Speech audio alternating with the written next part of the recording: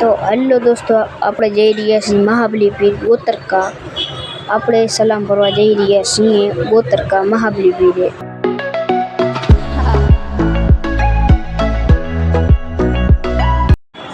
તો hello guys, અમે પહોંચી ગયા છીએ મહાબલી પીરે. આગલા પાર્ટમાં મળીએ. તો હેલો ગાઈસ, અમે જઈ રહ્યા છીએ પાછા રિટર્ન અમારા ઘરે સાંતલપુર.